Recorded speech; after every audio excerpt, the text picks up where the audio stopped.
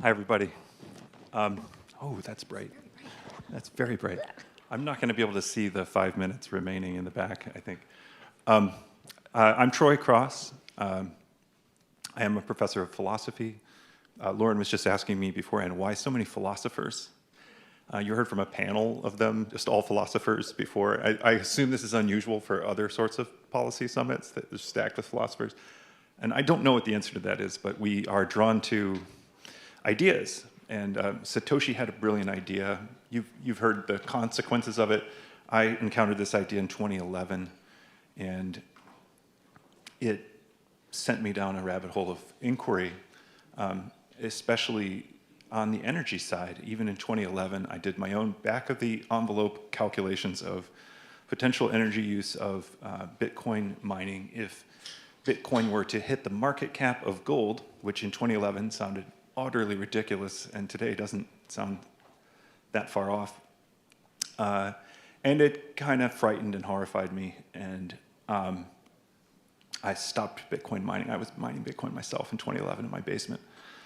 And many years later, I got back into the issue more deeply and came to see Bitcoin as a much more interesting consumer of energy, and the issue is far more nuanced, with upsides as well as downsides. And I came to understand the futility of long-range projections as well, as most of those long-range projections, like my own, were proven to be false. Anyway, that's me. I'm honored to be here today with Lauren Boyd. And Lauren is the director of the Geothermal Technologies at the Department of Energy, and sits at the intersection of many different fields, academia, industry, the national labs. And thank you so much for bringing your expertise here for us today, and taking some time out of your managing your $115 million budget to talk about Bitcoin. Welcome. Thank you. And I thought for this session, we'd like to do is, first of all, geothermal is one of the most interesting, coolest areas on all of energy. And people know very little about it. Bitcoiners are now all kind of energy nerds. To some degree, we're all students of energy.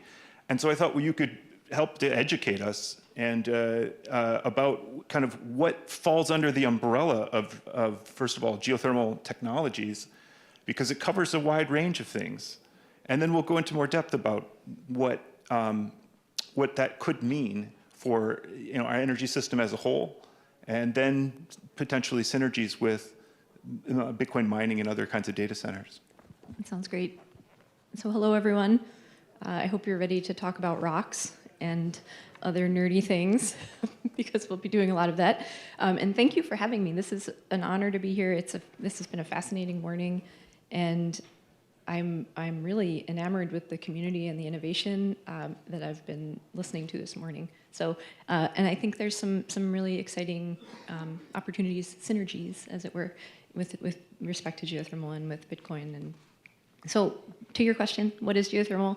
Appreciate the platform to be able to talk about it. Not many people know about what geothermal is. So, basically, the idea is heat from the earth. So we're taking heat that naturally exists inside of the earth, and get ready for the science, but it's a result of radioactive decay of rock and minerals that are inside of the earth from our core.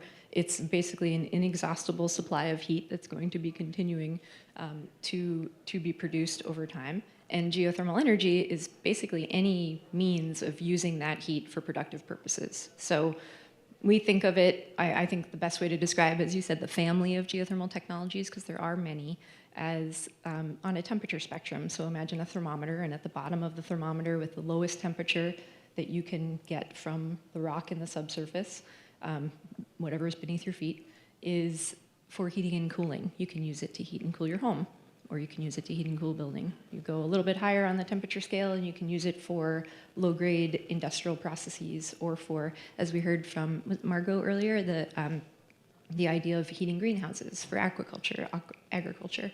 And then as you move up in the temperature spectrum, there's this opportunity for clean, firm power, which is incredibly valuable and really important. So that full spectrum of geothermal is possible and available today. The United States is actually the world leader in development of geothermal power, amazingly, since I bet many of you have never heard of geothermal in the room. We produce a very small percentage, however, of the US energy use. So about maybe only 2% of renewable generation in the US, yet we're the largest producer of geothermal in the world. So that's sort of the background on geothermal. Yeah, great. For more scale, while that's 2% of renewable, and renewable is what percent of the overall? A third? Are we that high? Growing higher. Growing higher? Growing rapidly because Yeah. of wind and solar, Right. which we should talk about. We will. But what about just speaking physically about the energy under the Earth's crust? How does that compare? Then what levels of energy are there to be tapped, like theoretically? Theoretically, let's talk about philosophy. So theoretically, so there's enough heat just in the continental US to power the world over many times. So 5 terawatts of sort of entrained heat. Not all of that heat is accessible right now because, number one, some of it is quite deep and we can't get to it yet, and some of it exists on lands where we can't necessarily develop national parks, things like that. But it's a massive, massive heat resource, which is why it's sort of a missed opportunity to not take advantage of. Can you talk about some of the cutting edge technologies in geothermal? I'm an outsider, and what I see is a lot of like pitches from companies, and everybody in this space doesn't trust pitches, right? So what I'm told is that we've got ways to basically create reservoirs underground rather than just find them, and through fracking-like methods, a variety of methods. You're looking at me. You've given me those expert eyes. I know I'm grossly simplifying things, and also that we have maybe new methods of drilling with that would allow us to go deeper and tap heat that hasn't been tapped. And I've heard kind of the pitches for these ideas, but you're kind of overseeing the cutting edge of technology. Do you think geothermal is changing, and it can go from a niche to a more widespread technology on the generation side, on generating energy before we get to Yes. heat management? Yes, and I think that's one point that I would love to make, and then I'll answer your question, is that I think what's so exciting and what's unique about geothermal is that it provides this very unique ability to provide clean, firm generation, which is what we're going to talk about right now, but also to curb demand, which is tremendously important. And I think we've been talking about energy waste. I feel very passionately, and so does my team, about wasted energy and what we can do with it and how we can be more efficient at producing energy or using energy, and that curbing demand part is important from the heating and cooling side. Well, why not just put off my question about the sexy new technology stuff? And but there are lasers involved. Yes, I know. But why don't you go deeper on this point, because it's less novel, but maybe more impactful. Sure. How do we conserve energy with geothermal technologies, and what kind of a scale of difference could that make to our energy system as a whole? Absolutely. So there's the clean, firm generation, and then there's the curbing demand.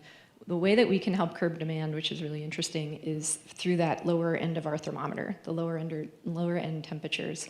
So what we use right now to heat and cool our homes accounts for basically 40 to 50% of your energy use in your house.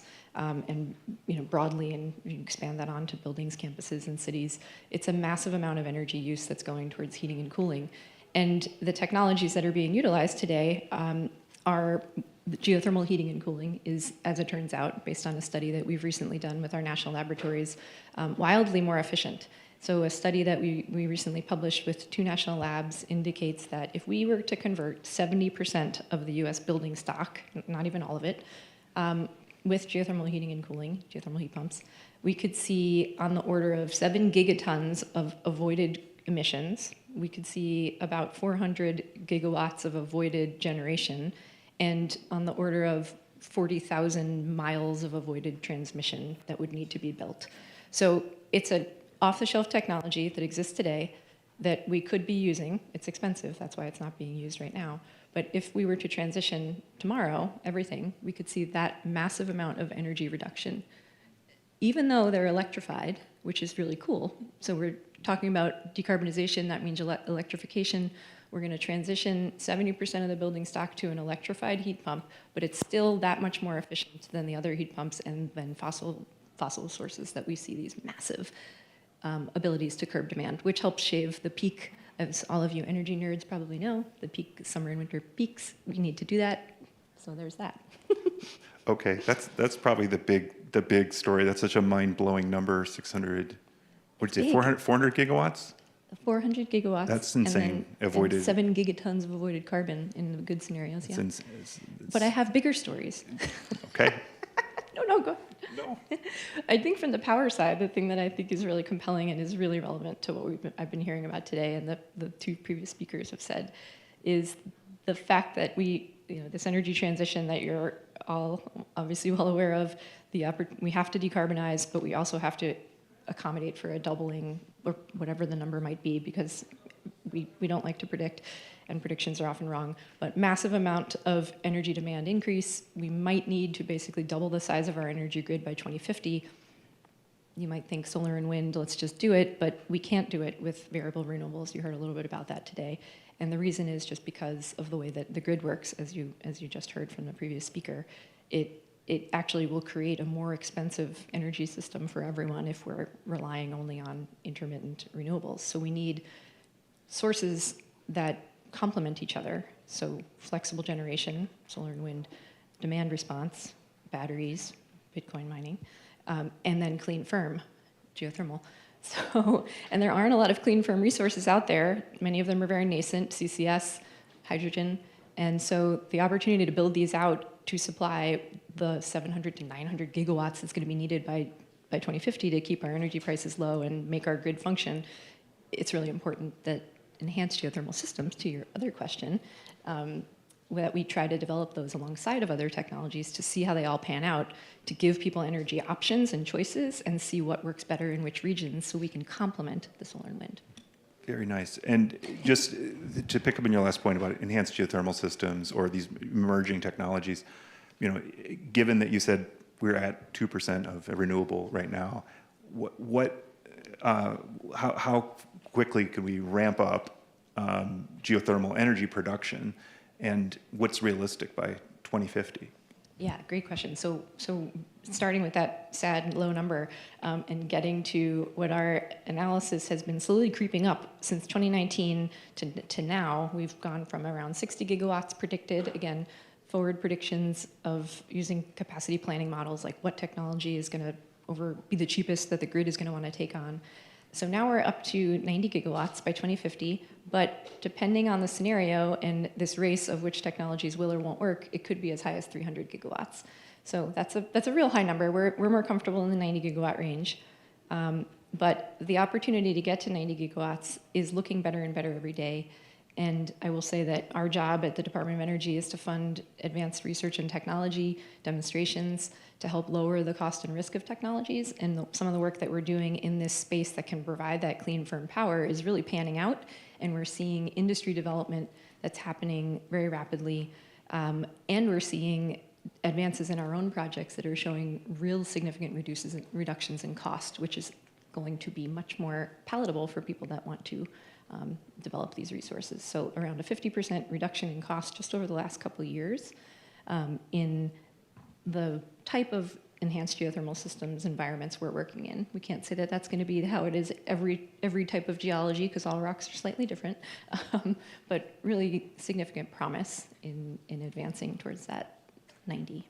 It's an extraordinary range of possibility there between 90 and what was it, 300? And 300, yeah. Just in case our colleagues in hydrogen don't make it. Right. It depends on other energy You want solutions. to know what your options are, yeah. Yeah. Preparing for this, I tried to sort of survey the range of forecast of energy needs for 2050, and they were all over the place. But some of them very scary. We have seen a recent, not just demand and for increases for EVs, but for manufacturing and for data centers, and AI especially is the one that has people hyped. some of these numbers are extraordinary, so while demand has stayed pretty flat for the last 15 years, it's suddenly spiking really high, and Bitcoin miners find themselves on the edge of available power. I'm wondering if you've thought at all about, now you've heard the pitch, you've heard the infomercial for Bitcoin mining as a unique, flexible, portable, scalable, location agnostic, time agnostic user of power that pays a pretty low rate, but is willing to buy power that no one else is willing to buy. Also, Bitcoin mining produces a tremendous amount of heat. It's a very dense load in terms of how much power it takes, but that energy is conserved in the form of heat. And I wonder if you thought at all, or what your thoughts are on possible synergies between this kind of load and this kind of generation, or heat management. We do have geothermal mining in El Salvador, in Iceland, in Malaysia, in I think Kenya. Right? So it is happening around the world in various places. But I wonder if you've thought about potential ways that these technologies intersect.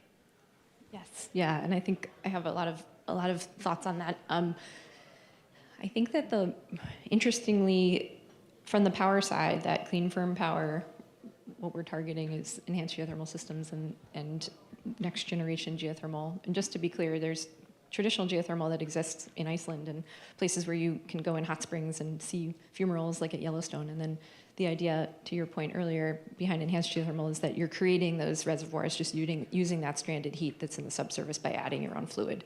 So the idea is that you could do it anywhere. And so I think one of the interesting synergies, I hate that word, but I keep saying it, is it's similar in some respects that we want to be able to do this. We can maybe do this anywhere. We also in the EGS space can potentially produce on a flexible generation and should be valued appropriately for that. We can ramp up and on, but also provide baseload, which we are a baseload generator. So there's a lot of similarities between. How do you do the ramping in geothermal? I mean, what is the source of flexibility? Basically diverting fluid. So we're picking up heat in the subsurface, we bring it up to the surface and turn a turbine, and we just divert it around. They're doing this in Hawaii, but there's also some other technologies that are being tested right now of inflating fractures, and I mean tiny fractures, so don't be worried, and then deflating them for storage. So that's very cutting edge, low technology readiness level, but also under discussion. But to your no, go ahead. But I think that your point on the heat is a really important one, and it's the thing that I would love for people to take away from this is we can provide power, we can provide flexible power, but the opportunity to utilize heat that is either generated by data centers and for beneficial purposes, what you can do for your communities is provide them heat, which is valuable and is going to be wasted otherwise. And what geothermal can do for you in the community is potentially reduce your heating and cooling, or your cooling load, because there are opportunities with heat pumps like we talked about, but also opportunities with another cool, sort of a little bit edge technology, but it's working in Europe, called reservoir thermal energy storage. So imagine the Earth is a big battery. It's really good at keeping fluid at the same temperature. You could take all of the heat that's coming from your data center, inject it into the subsurface and keep it there, and basically use thermal energy storage for cooling, as opposed to using air source heat pumps that are taking power from the grid. So that's what I wanted to make sure we talked about. No, that's great. We're out of time, but isn't this amazing? Don't sleep on geothermal. Don't sleep on geothermal. We're coming in from the back of the pack. The possibilities for miners are very interesting, because we have a heat management problem, and we've already started selling heat in this industry in various places, but storing it in the ground and bringing it up an entire season later when the heat is needed is not something that I think miners have done yet. But we produce a lot of heat. All the energy that goes into a mine is conserved. It just changes into a less useful form, but not completely useless form. And geothermal allows you to maximize the utility of that nearly useless form of energy in a way that I think hasn't been explored. But also, there's going to be new generation, and that generation is going to need an off-taker early on. And Bitcoin mining's a special off-taker that can scale and locate where those new projects are. Thank you so much for coming, Lauren. Really, thanks for packing in so much information in such a short time. Wonderful. Thank you.